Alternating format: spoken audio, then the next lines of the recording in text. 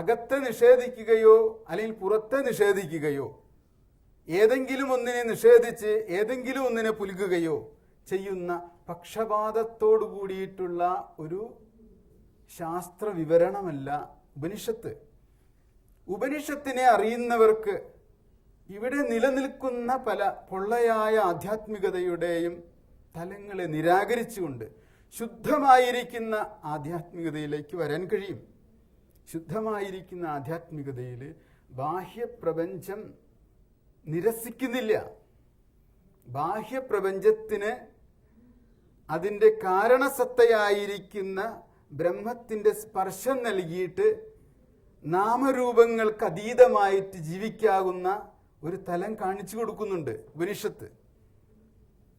നാമരൂപങ്ങളോടുള്ള പ്രത്യേക ആസക്തി കൊണ്ട് മനുഷ്യൻ നാമരൂപങ്ങൾക്ക് പിന്നാലെ പായുമ്പോൾ അതിൻ്റെ ശുദ്ധമായിരിക്കുന്ന സത്തയിരിക്കുന്നത് നാമരൂപങ്ങൾക്ക് അതീതമായിരിക്കുന്ന ബ്രഹ്മസത്തയാണെന്ന് ബോധ്യപ്പെട്ടിട്ടുള്ള ഒരാൾക്ക് അയാളെ സംബന്ധിച്ചിടത്തോളം ജീവിതം ബാഹ്യം ആന്തരം എന്നുള്ള വിഭജനമൊന്നുമില്ലാതെ എന്തൊക്കെയാണോ അയാളുടെ ജീവിതത്തിലേക്ക് ആനുഷംഗികമായിട്ട് കടന്നു വരുന്നത് അതിനെ തിരസ്കാരമോ ആസക്തിയോ കൂടാതെ സ്വാഭാവികമായി അദ്ദേഹം അതിൽ ജീവിക്കുന്നു.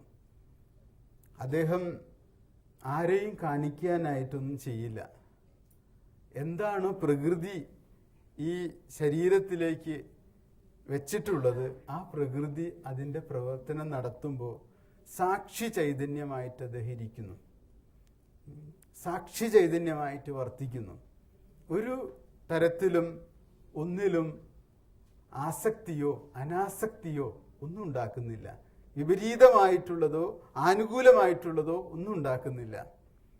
ഒരു യോഗിയെ മനസ്സിലാക്കുക എന്ന് പറയുന്നത്, ശുദ്ധനായിരിക്കുന്ന ഒരു സന്യാസിയെ മനസ്സിലാക്കുക എന്ന് പറയുന്നത് നമ്മളുടെ അറിവിനപ്പുറത്താണ്.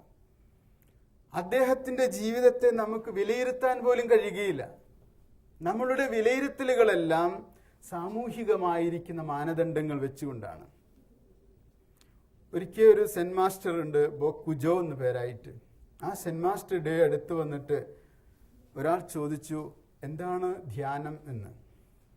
അപ്പോൾ അദ്ദേഹം പറഞ്ഞു, ധ്യാനം എന്തെന്ന് പറയുന്നതിന് പകരം അദ്ദേഹം പറയുന്നത്, ഞാൻ ഉണരുമ്പോൾ ഉണരുന്നു, വിശക്കുമ്പോൾ ഭക്ഷിക്കുന്നു, ദാഹിക്കുമ്പോൾ വെള്ളം കുടിക്കുന്നു, കിടക്കണമെന്ന് തോന്നുമ്പോൾ കിടക്കുന്നു, നടക്കണമെന്ന് തോന്നുമ്പോൾ നടക്കുന്നു. ഇതിൽ കൂടുതൽ എനിക്ക് ധ്യാനത്തെക്കുറിച്ചൊന്നും അറിയുകയില്ല എന്ന് അദ്ദേഹം പറഞ്ഞു. വാസ്തവത്തിൽ ഒരു ഗുരുവിൻ്റെ ജീവിതവും ഒരു ബുദ്ധൻ്റെ ജീവിതവും ഒരു മുനിയുടെ ജീവിതവും സന്യാസിയുടെ ജീവിതവും ഇതിൽ നിന്ന് ഒട്ടും വ്യത്യസ്തമല്ല. ബാഹ്യമായിരിക്കുന്ന ലിംഗങ്ങളിലൂടെ അടയാളങ്ങളിലൂടെ ഒന്നും ഒരു മുനിയെ നമുക്ക് തിരിച്ചറിയാൻ കഴിയുകയില്ല. അദ്ദേഹം തിരിച്ചറിയാൻ വേണ്ടി എന്തെങ്കിലും ചെയ്തിട്ടുണ്ടെങ്കിൽ അതിലൂടെ തിരിച്ചറിയാമെന്നല്ലാതെ, പക്ഷെ നിങ്ങളുടെ കൂടെ ഒരു മുനി താമസിച്ചാൽ തിരിച്ചറിയാൻ നിങ്ങൾ കഴിയുകയില്ല അദ്ദേഹത്തെ. അദ്ദേഹത്തിൻ്റെ അന്തശ്ചേതനയിൽ ദർപ്പണത്വം ഉണ്ടായിരിക്കും. ദർപ്പണത്വം എന്ന് പറഞ്ഞാൽ എന്താ? അയാളുടെ ഉള്ളം ഒരു കണ്ണാടി പോലെയേ പ്രവർത്തിക്കുകയുള്ളൂ, സാക്ഷി ചൈതന്യമായിട്ട്. അയാൾ എന്ത് ചെയ്താലും അതിൽ കർമ്മലേപനം ഉണ്ടാകില്ല, കർമ്മത്തിൻ്റെ അഴുക്ക് പുരളുകയില്ല. കാരണം അദ്ദേഹം കർമ്മിയല്ല. അനന്തമായിരിക്കുന്ന ഈ പ്രപഞ്ച പ്രവാഹത്തിലെ ഒരു ജലബിന്ദു, അത്രയാണ് അദ്ദേഹം. അങ്ങനെ നമുക്ക് ഒരു മുനിയുടെ ജീവിതത്തെ അടുത്തറിയാൻ കഴിയണം. അങ്ങനെ കഴിയുമ്പോൾ ഉപനിഷത്ത് വളരെ സുതരാം വെളിപ്പെട്ട് കിട്ടും.